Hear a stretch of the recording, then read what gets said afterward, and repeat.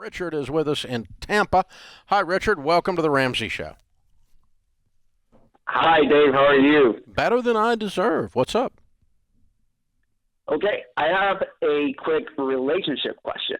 I'm trying to convince my wife that we are ready to have children, but she keeps bringing up excuses. I don't know if they're excuses, but she says she doesn't have a career yet and that I'm not stable at my job because I change jobs roughly every 3 years.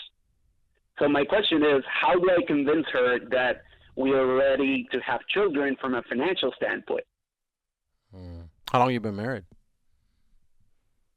We've been married for 3.5 years now. Okay. Well, George just got his second French bulldog, which That's is more right. expensive than children. And I'll tell you, it's everything you thought it would be. But Richard, here's the thing: you said you change job every 3 years. What are you doing for work? I am an IT audit manager, so I'm in consulting. Okay. What do you make? Right now, I just got a raise, and I'm making $130,000 a year. Okay. All right. This has nothing to do with financial and nothing to do with your income. She has some other reason that she doesn't want to have kids, and she's using a smoke screen because people that make $135,000 a year can afford to have kids. Okay. I mean, that's mathematically just simply not true. Okay.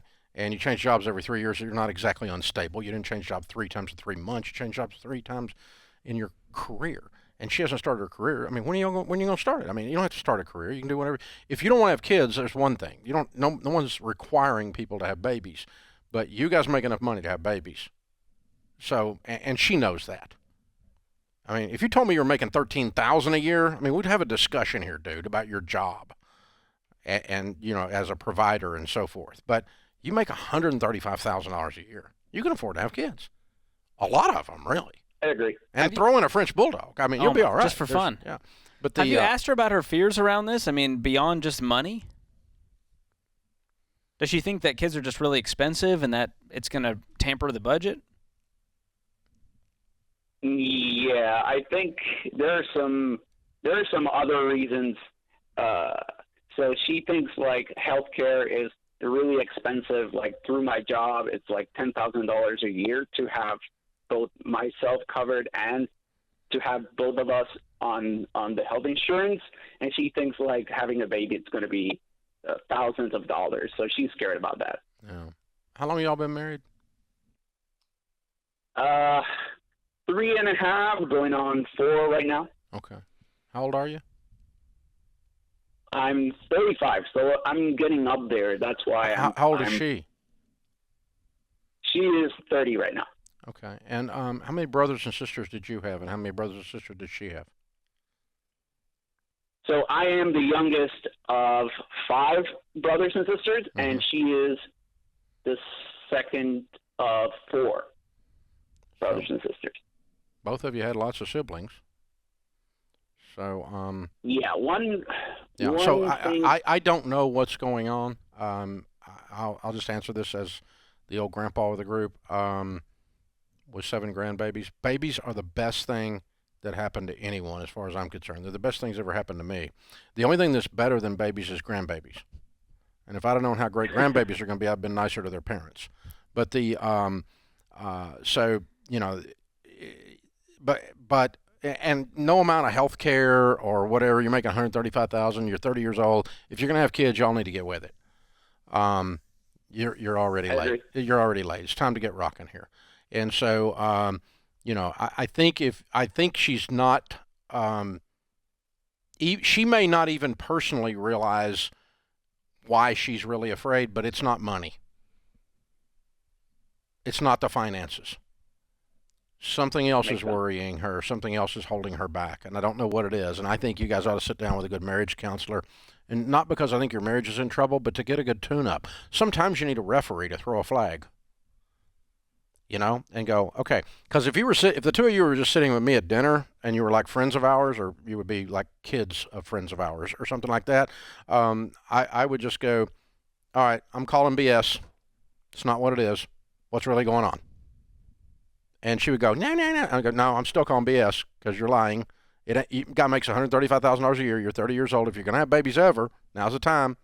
$800 is health care. Welcome to Obamacare. I mean, it's what it costs. This is what you signed up for when you voted for him. So here we go.